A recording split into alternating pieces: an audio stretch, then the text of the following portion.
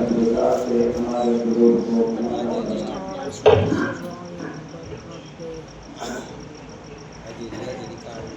ٹھیک ہے ٹھیک ہے شروع ہے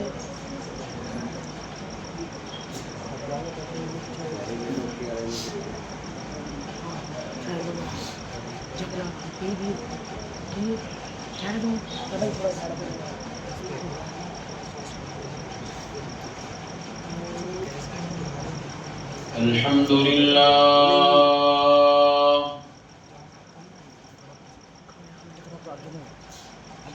الحمد لله وكفى وسلام على عباده الذين اصطفى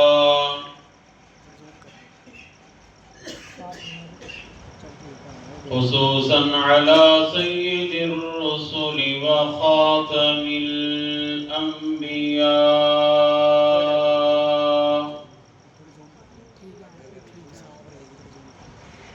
المبعوث إلى كافة للناس بشيرا ونذيرا وداعيا إلى الله بإذنه وسراجا منيرا وصلى الله تعالى عليه وعلى آله وأصحابه وبارك وسلم تسليما كثيرا كثيرا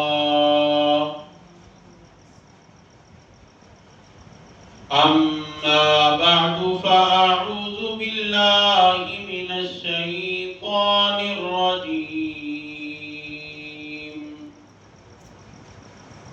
بسم الله الرحمن الرحيم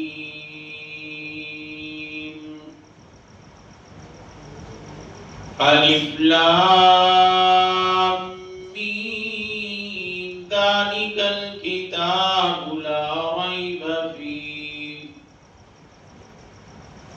قال الله تبارك وتعالى في القرآن المجيد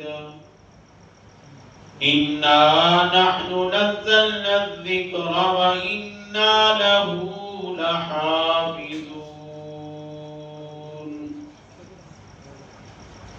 قال النبي صلى الله عليه وسلم خيركم من تعلم القرآن وعلمه صدق الله خالق مولانا العظيم وبلغنا رسوله النبي الكريم ونحن على ذلك لمن الشاهدين والشاكرين والحمد لله رب العالمين.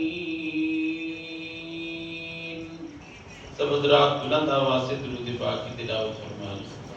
اللهم صل على محمد وعلى آل محمد كما صليت على إبراهيم وعلى آل إبراهيم إنك حميد مجيد.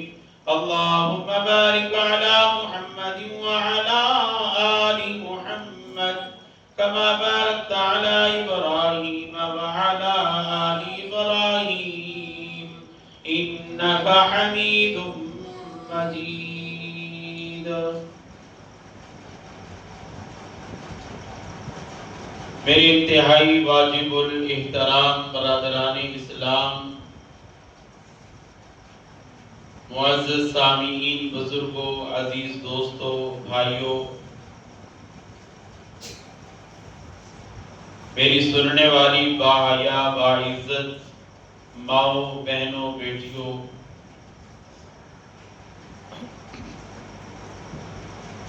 آج کی یہ محفل تکمیل قرآن کے حوالے سے ہے. سب سے پہلے تو میں قاری صاحب کو مبارکباد پیش کرتا ہوں جن کی دن رات کی محنت سے یہ گلشن سجا، یہاں پہ انہوں نے بوٹا لگایا، بچے پڑھ رہے ہیں، بچیاں پڑھ رہی ہیں، بچے قرآن مجید کے حافظ بن رہے ہیں۔ اللہ تعالیٰ ان کو اپنی شیان شان اجر عظیم عطا فرمائے۔ اس کے بعد حافظ صاحب جنہوں نے تراویح میں اللہ کا قرآن سنایا، ان کو اور ان کے والدین کو مبارکباد پیش کرتا ہوں۔ دیکھو ایک سمندر تھا جس میں سے تیرتا ہوا یہ حافظ گزرتا چلا گیا اور آج کنارے پر پہنچ گیا۔ اللہ تعالیٰ ان کی اس محنت کو اپنی بارگاہ میں قبول فرمائے، اور اللہ تعالیٰ اس بچے کے والدین کو جزائے خیر عطا فرمائے۔ اس کے بعد جن حضرات نے تراویح میں قرآن مجید سنا، وہ بھی مبارکباد کے مستحق ہیں کہ انہوں نے اپنی نیند کو قربان کیا اور تراویح پڑھنے کے لیے آئے، تراویح میں قرآن سنا۔ اللہ ان کا سننا بھی اپنی بارگاہ میں قبول فرمائے۔ آمین۔ ذرا زور سے کہہ دیں تاکہ جو سوئے ہوئے ہیں وہ بھی جاگ جائیں۔ کہ خیال رکھیں آپ کے دائیں بائیں بعضوں کو نیند آ رہی ہے، اباسیاں لے رہے ہیں، یا بھی ان کا جاز اٹھ جائے گا، تو خیال کریں کوئی سو رہا تو اس کو سونے ایسے نہیں کہ ان کو ہاتھ لگا کے جگانا ہے۔ سبحان اللہ اتنی زور سے کہیں گے تو وہ خود ہی جاگ جائے گا۔ کہیں گے کہ نہیں کہیں گے؟ ایک دفعہ کہہ کے دکھاؤ کا بلا ماشاء اللہ۔ اور لیول اتنی رکھیا جو اگے پیچھے نہیں ہونے دینا۔ سمجھ آگی گل؟ اب تھوڑا جا جاگ کے بیٹھ جائے، تھوڑی دیر گفتگو ہونی ہے، زیادہ دیر کوئی نہیں۔ تے نیند نو قریب نہیں آن دینا، بالکل نہیں۔ گل نو دل دے اندر اتارنا ہے، جیڑی گل سمجھ آئے انہوں دل چ اتارنا ہے کہ گل کیڑی ہوئی، کس دی ہوئی ہے، کہ اس گل کا مطلب کی ہے، اس تے عمل کرن دی اللہ توفیق دے تب دے گا۔ میرے بھائیوں، قرآن مجید اللہ تبارک و تعالی کی لا ریب کتاب ہے، بے عیب کتاب ہے۔ اللہ نے باقی کتابیں بھی اتاری،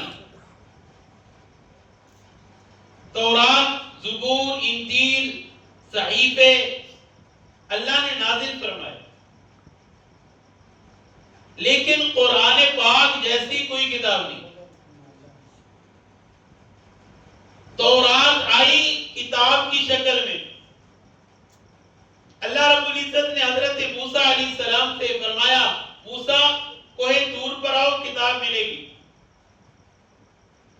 زبور حضرت داؤد علیہ السلام پہ اللہ نے نازل فرمائی کتاب کی شکل میں، اور ساتھ حکم دیا کہ معبد خانے میں آؤ، کتاب ملے گی۔ انجیل عیسیٰ علیہ السلام پر نازل ہوئی کتاب کی شکل میں، اور ساتھ اللہ نے حکم دیا کہ عبادت خانے میں آؤ، معبد خانے میں آؤ، کتاب ملے گی۔ تورات کتاب کی شکل میں آئی، انجیل کتاب کی شکل میں آئی، زبور کتاب کی شکل میں آئی، اور یہ کتابیں کتاب کی شکل میں آ کے بکھر گئی۔ یہ کتابیں آ کے بولو بولو، کتابیں آ کے بکھر گئی۔ اصلی صورت میں ایک کتاب بھی دنیا میں موجود نہیں۔ اگلی بات پہ توجہ کرنا، قرآن آیا بکھر کے، کبھی ایک سورت آ رہی ہے، کبھی ایک آیت آ رہی ہے، کبھی ایک رکوع آ رہا ہے، قرآن بکھر کے آیا اور ایسا جڑا، اب قیامت تو آ سکتی ہے، قرآن بکھر سکتا؟ قرآن نہیں بکھر سکتا۔ پوری کائنات میں خالق کائنات نے کائنات کو بنایا، کائنات کی مختلف چیزوں کو بنایا، مختلف چیزوں کا اللہ نے انتخاب کیا، چنا، اور ان چیزوں کو چن کر گلدستہ بنایا، اور وہ گلدستہ اللہ نے اس امت کے حوالے کر دیا۔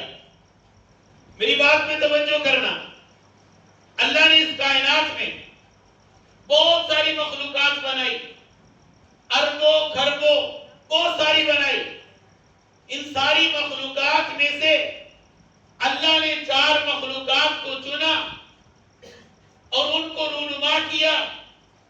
ایک کو اللہ نے حضرت انسان کہا، ایک کو اللہ نے حیوان کہا، ایک کو اللہ نے جنات کہا، ایک کو اللہ نے ملائکہ کہا۔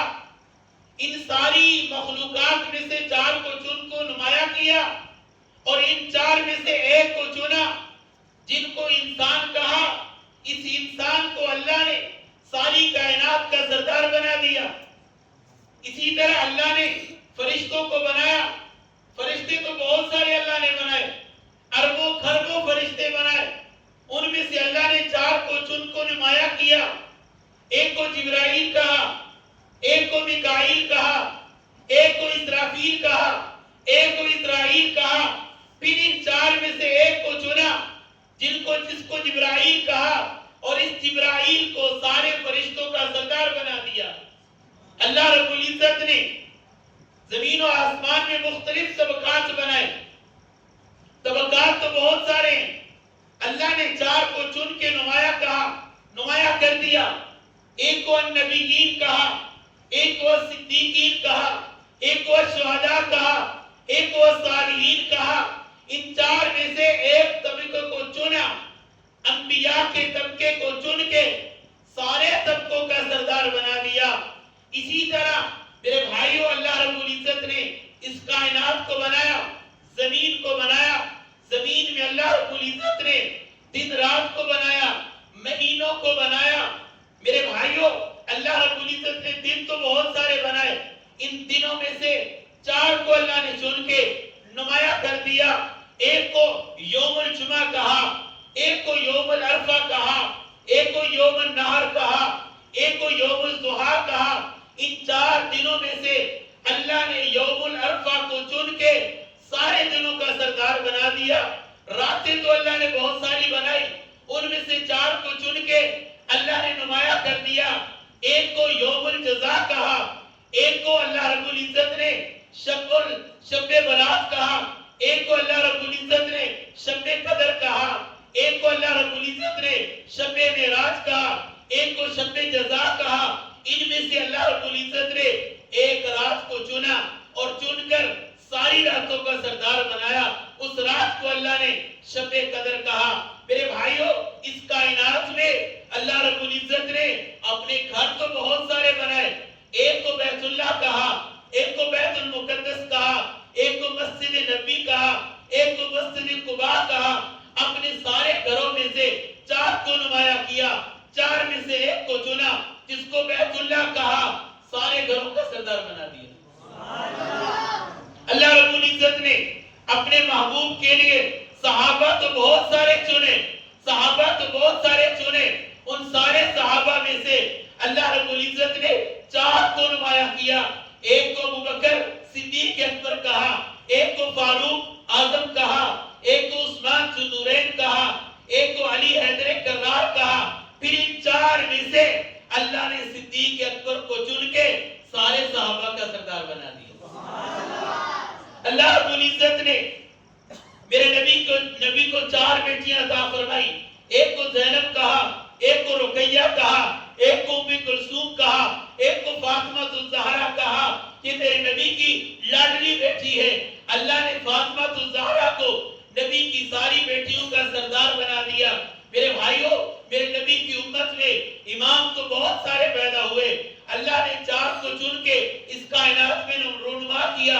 ایک کو امام اعظم ابو حنیفہ کہا، ایک کو امام شافعی کہا، ایک کو امام مالک کہا، ایک کو امام احمد بن حنبل کہا۔ اللہ رب العزت نے ان 4 میں سے ایک امام کو چنا جس کو امام اعظم ابو حنیفہ کہا، اس کو چن کے سارے اماموں کا سردار بنا دیا۔ میرے بھائیوں، اللہ رب العزت نے کتابیں تو بہت ساری نازل فرمائی۔ ایک کو تورات کہا، ایک کو زبور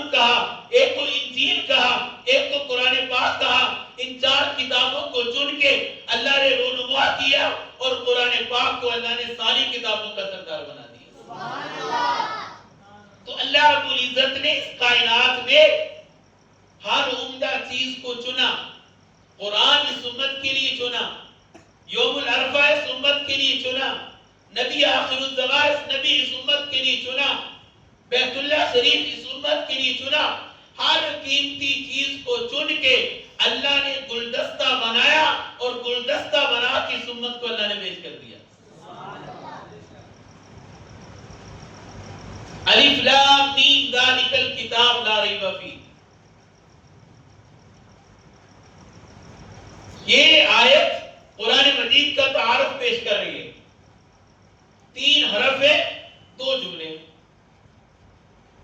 3 حرف ہے 2 جملے. الف لام میم 3 حرف.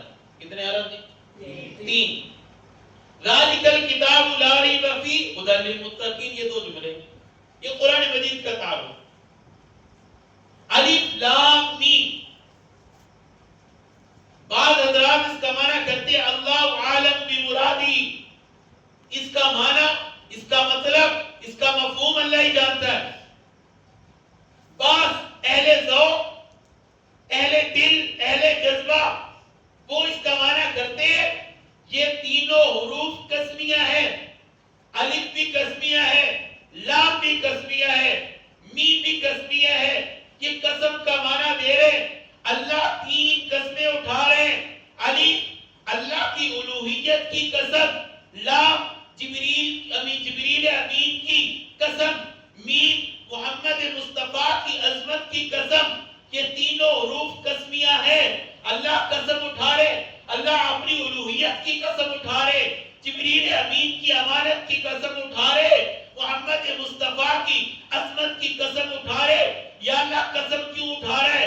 اس لیے اٹھا رہا ہوں جس طرح اللہ اپنی الوہیت میں شک سے پاک ہے, عیب سے پاک ہے, ریب سے پاک ہے, اسی طرح قرآن بھی شک سے پاک ہے, عیب سے پاک ہے, ریب سے پاک ہے. جس طرح جبریل امین شک سے پاک ہے, عیب سے پاک ہے, ریب سے پاک ہے, اسی طرح قرآن پاک شک سے پاک ہے, عیب سے پاک ہے, ریب سے پاک ہے. جس طرح محمد مصطفیٰ صلی اللہ علیہ وسلم شک سے پاک ہے, عیب سے پاک ہے, ریب سے پاک ہے, اسی طرح قرآن مجید کتاب بھی شک سے پاک ہے, عیب سے پاک ہے, ریب سے پاک ہے. اللہ فرمانا چاہ رہے اے میرے بندو, جس طرح ہمارے اندر شک نہیں ہے, ہمارے اندر عیب نہیں ہے, اسی طرح قرآن میں بھی شک, زور سے بولو, قرآن میں بھی شک نہیں ہے, قرآن میں بھی عیب نہیں ہے, قرآن میں بھی ریب نہیں ہے. ہمارے اندر شک نہیں ہے. جو اللہ کی الوہیت میں شک کرے گا, جبریل کی امانت میں شک کرے گا, محمد مصطفیٰ کی عظمت میں شک کرے گا, اللہ فرما رہے وہ ہم میں سے نہیں ہے, ہم اس کو اپنے میں سے نہیں سمجھتے, وہ ہم سے دور ہے. اسی طرح جو قرآن میں شک کرے گا وہ بھی ہم سے دور ہے, وہ بھی ہم سے یہاں ایک سوال پیدا ہوتا ہے, بات سمجھ آ رہی ہے؟ بولو, آ رہی ہے؟ جن کو آ رہی وہ کو سبحان اللہ. تھوڑا سا جاگ کے بیٹھنا, گل توجہ نہ سننی. یا اللہ قرآن مجید میں تو نے قسمیں تو اور بھی بہت ساری اٹھائی ہیں, لیکن یہ قسمیں نہیں اٹھائی. آپ قرآن پڑھتے رہتے ہیں, قرآن مجید کا ترجمہ و تفسیر بھی پڑھتے ہوں گے یا سنتے ہوں گے.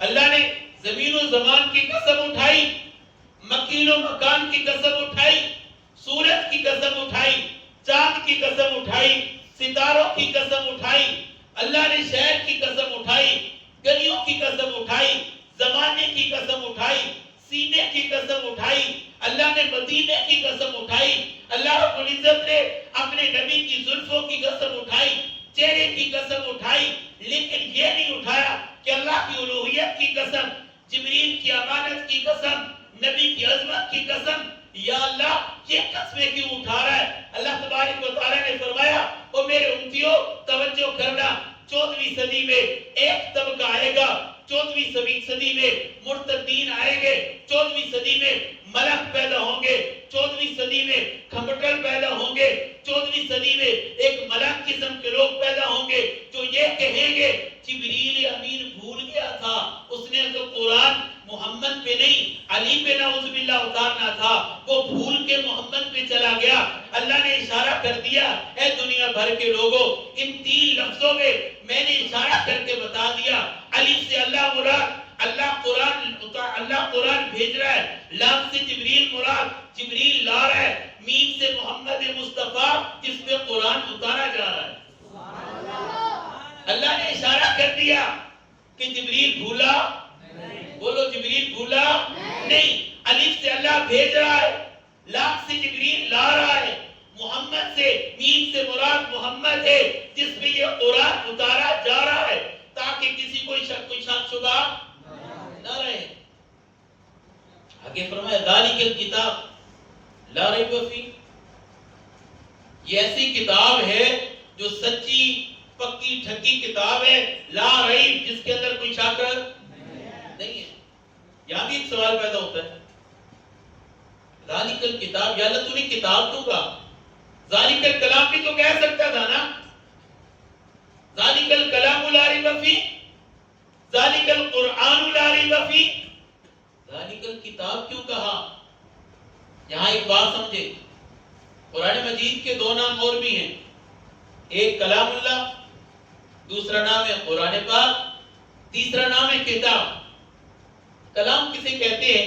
کلام کہتے ہیں بات کو، کلام کہتے ہیں، جا کے بولو یار، کس کو کہتے ہیں؟ آپ کہتے ہیں نا میں کلام کر رہا ہوں، یہ کلام اللہ ہے۔ قرآن مجید کتاب اللہ بھی ہے، کلام اللہ بھی ہے۔ باقی کتنی کتابیں ہیں، تورات، زبور، انجیل، وہ صرف کتاب اللہ تو ہے، کلام اللہ نہیں ہے۔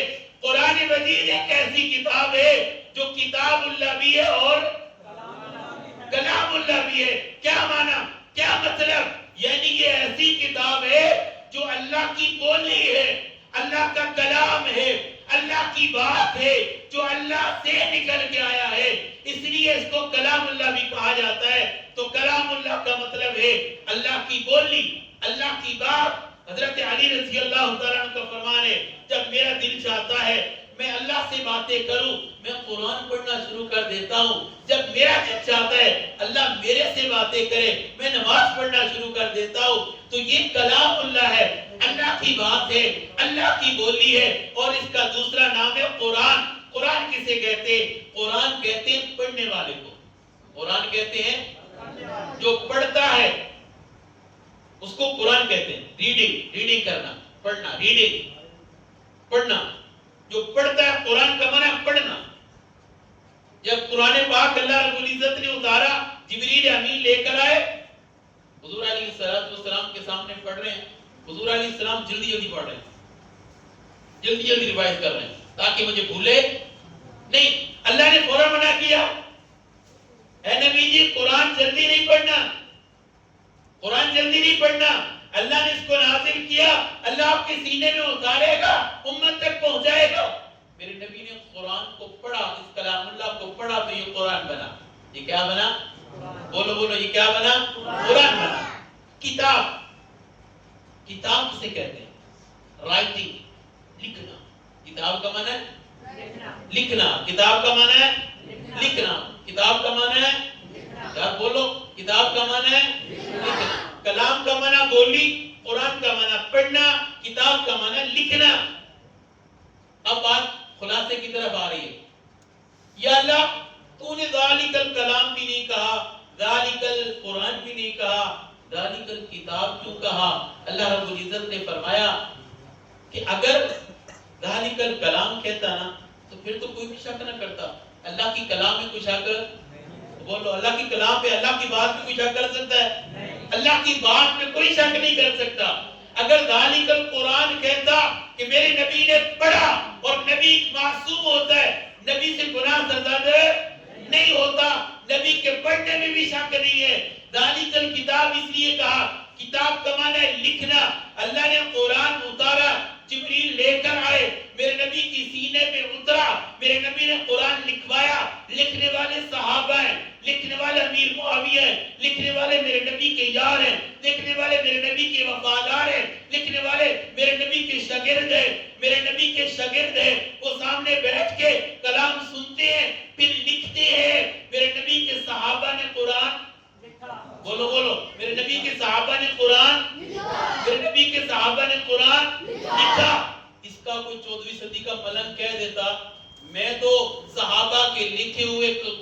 کلام کو کتاب کو نہیں مانتا، کہہ سکتا تھا نا، اب کہہ رہے ہیں کوئی ملنگ کوئی کھٹمن کہہ دیتا کہ میں نہیں مانتا امیر معاویہ نے قرآن لکھا، میں نہیں مانتا، میں اس کتاب کو نہیں مانتا کیونکہ امیر معاویہ نے لکھا، میں اس کو نہیں مانتا، میرے نبی کے یار نے لکھا، میں اس کو نہیں مانتا، میرے نبی کے شاگرد نے لکھا، میں نہیں مانتا۔ اللہ نے بات ہی ختم کر دی، تو مان یا نہ مان، تو کھٹملی رہے، تو ملنگی رہے، تو صحابہ کا گستاخی رہے، تو نہ مان۔ اللہ نے خود گواہی دے دی، پہلی آیت میں بات کو واضح کر دیا، ذالک الکتاب لا ریب فیہ، یہ وہ کتاب ہے جو لکھی تو صحابہ نے، اللہ گواہی دے رہا ہے، اس میں شک نہیں۔ بات سمجھ آ گئی؟ اس میں شک اس میں شک ہے ہی نہیں، تو مان نہ مان۔ اب کہہ رہا ہے میں نہیں مانتا، یہ تو غار میں ہے قرآن ہمارا، وہ بکری کھا گئی، وہ آئے گا امام لے کے آئے گا۔ اللہ نے پہلی آیت میں شک دور کر دیا، او کھٹمل تیرا قرآن تب بنے گا نا، تیری کتاب تب بنے گی جب تو پہلی آیت کو مانے گا، تو پہلی آیت کا انکار کر رہا ہے۔ اللہ کہہ رہا ہے ذالک الکتاب لا ریب فیہ، یہ ایسی کتاب ہے جس میں شک نہیں۔ یہ پہلے دل صاف کرنا پڑے گا، سینہ صاف کرنا پڑے گا، پھر قرآن آگے پڑھے گا۔ اگر سینہ صاف ہی نہیں ہے تو قرآن پیدا دے گا؟ جن کھٹملوں کا سینہ صاف نہیں، سینہ صاف ہی نہیں تو پھر ان کو قرآن کیا فائدہ دے گا؟ ان کا قرآن پاک کے ساتھ کیا تعلق؟ سنی قرآن تراویح میں پڑھتا ہے، سنی سنتا ہے، کھٹمل نہ تراویح پڑھتا ہے، نہ تراویح میں کلام پڑھتا ہے، نہ سنتا ہے، کیونکہ اس کا کلام اللہ کے ساتھ تعلق ذالک الکتاب لا ریب فیہ۔ بات یہیں پہ ختم ہو جاتی ہے۔ یہ قرآن کا اللہ نے تعارف کرایا، 3 عرب بولے، 2 جملے بیان فرمائے، ذالک الکتاب لا ریب فیہ، اس کتاب میں شک نہیں ہے۔ دوسرا جملہ ھدی للمتقین، یہ قرآن یہ کتاب ہدایت ہے متقین لوگوں کے لیے۔ کن کے لیے؟ زور سے بولو، کن کے لیے؟ متقین لوگوں کے لیے ہدایت ہے۔ جو متقین نہیں ہیں ان کے لیے ہدایت نہیں ہے۔ جو قرآن کو مانتا ہی نہیں ہے اس کے لیے ہدایت نہیں ہے۔ جو قرآن کا انکار کرتا ہے، میں اس کو نہیں مانتا، میرا امام لے کے آئے گا، میرا قرآن غار میں پڑا ہے، میرا کلام جس کے 40 سپارے ہیں، جو اس کو مانتا ہی نہیں ہے اس کے لیے ہدایت بھی نہیں ہے۔ جو متقین ہیں، تقوی والے ہیں، ان کے لیے ہدایت ہے، ھدی للمتقین۔ دونوں جملوں میں اللہ نے پورے قرآن کا خلاصہ بیان کر دیا۔ آگے دوسری بات، قرآن معجزہ ہے۔ قرآن کیا ہے؟ معجزہ ہے، اللہ کے نبی کا معجزہ ہے۔ یہاں پہ ایک بات سنانا چاہتا ہوں، آپ کی توجہ، جاگ رہے ہیں نا؟ تو بولو جاگ رہے ہو تو اگلی بات سناؤ، نہیں تو یہیں پہ دعا کر دیتے ہیں۔ مولانا امین صفدر اکاڑوی رحمہ اللہ تعالی نے ایک بات لکھی، بات بڑی توجہ سے سننا۔ انہوں نے ایک بات لکھی کہ یورپ کے ویلفیئر سوسائٹی نے ایک اجلاس بلایا۔ اس اجلاس میں یہ بات ہے کہ یہ جو مذہب کے نام پہ جھگڑے ہوتے ہیں، اس جھگڑے کو ختم نہ کر دیا جائے، سارے مذہبوں کو ایک مذہب پہ اکٹھا کر دیا جائے۔ بات سمجھ آ رہی ہے؟ ویلفیئر سوسائٹی نے یہ آپس میں اجلاس کیا، میٹنگ کی کہ تمام مذاہب کو ایک مذہب پہ لایا جائے۔ انہوں نے میٹنگ کر کے ایک یہودی دانش مند کو بلا لیا، ایک عیسائی دانش مند کو بلا لیا، ایک مسلمان دانش مند کو بلا لیا، 2 جج بن گئے۔ یہاں پہ ایک سوال پیدا ہوتا ہے کہ بھائی باقی مذاہب کو کیوں نہیں بلایا؟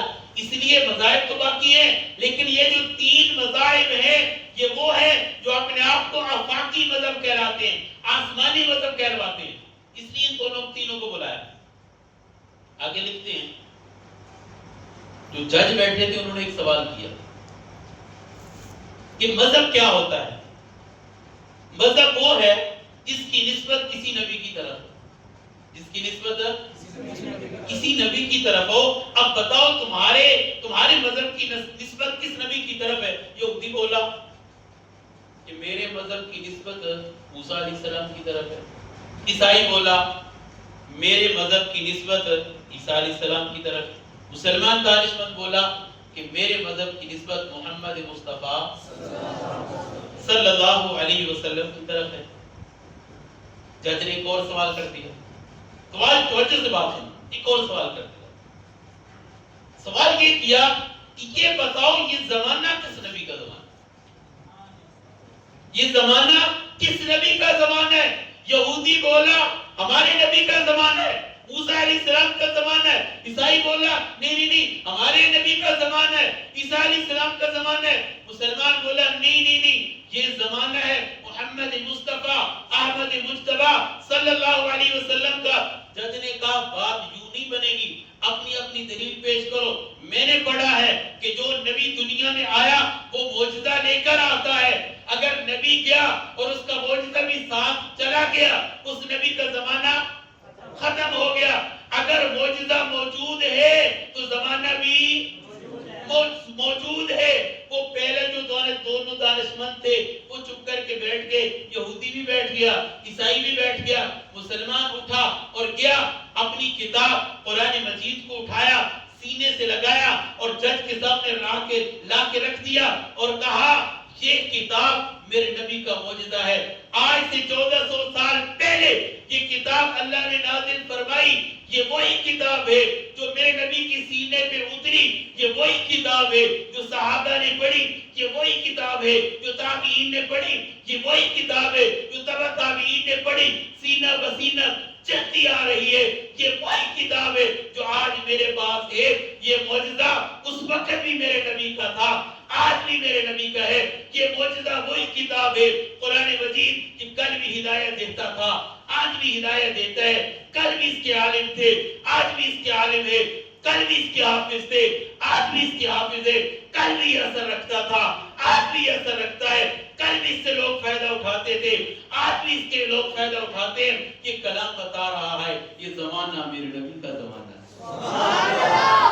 یہ زمانہ میرے نبی کا زمانہ ہے۔ قرآن کے باروں میں تیرے نام کا چرچا ہے، چاند ستاروں میں تیرے نام کا چرچا، گلشن کے ہر ایک رنگ میں گل میں تیری خوشبو، رنگین بہاروں میں تیرے نام کا چرچا، موجوں کی روانی میں تلاطم میں بہر میں خاموش کناروں میں تیرے نام کا چرچا، مسجد ہو کے محراب منبر کے مصلی ہمیں ملا چاروں میں تیرے نام کا چرچا، کہتا ہے قمر پھر کبھی وہ انگلی اٹھائے انگلی کے اشاروں میں تیرے نام کا چرچا۔ قرآن معجزہ ہے، قرآن جا کے بولو قرآن معجزہ ہے۔ جس طرح کل قرآن مجید میرے نبی کے سینے پہ اترا، آج بھی بالکل اسی طرح کا ہے۔ قرآن مجید کی حفاظت کا ذمہ کس نے لیا؟ اللہ تعالیٰ نے لیا۔ تو میرے بھائیوں یہ بالکل وہی قرآن ہے جو صحابہ نے پڑھا، تابعین نے پڑھا، تبع تابعین نے پڑھا، سینہ بسینہ چلتا چلتا آج ہماری اس مسجد امیر معاویہ کے بچے کے سینے میں آ گیا۔ اس بچے نے آپ کے سامنے یہ قرآن پڑھ کے سنایا۔ یہ وہی قرآن ہے۔ قرآن پاک کا اعجاز کیا ہے؟ خیرکم من تعلم القرآن وعلمہ۔ یہ قرآن جس کے سینے میں آ جاتا ہے، یا یوں سمجھیے اس قرآن کے ساتھ جس کی نسبت ہو جاتی ہے، قرآن اس کو نیواں ہونے دیتا نہیں، قرآن اس کو بھی اونچا کر دیتا ہے۔ اگر اس قرآن کی طرف ایک کاغذ کی نسبت ہو جائے، اس پہ بسم اللہ لکھ دیا جائے، اس پہ اللہ کا نام لکھ دیا جائے، قرآن کی آیت لکھ دی جائے، آپ جا رہے، آپ کی نظر کاغذ پہ پڑی، کاغذ ہلکا ہے، کوئی قیمتی نہیں ہے، لیکن کاغذ کی نسبت قرآن کے ساتھ جڑی، آپ اٹھاتے ہیں، چومتے ہیں، صاف کرتے ہیں، بلند جگہ پہ رکھتے ہیں۔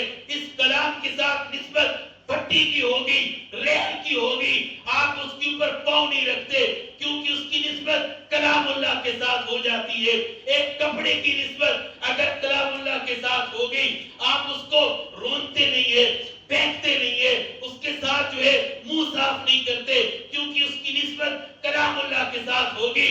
جس چیز کی نسبت کلام اللہ کے ساتھ ہوئی، کاغذ کو ہی اللہ نے اس کو بلند کر دیا، کپڑے کو ہی اللہ نے اس کو بلند کر دیا، 7 سال کے بچے کو ہی اللہ اس کو بلند نہیں کرے گا۔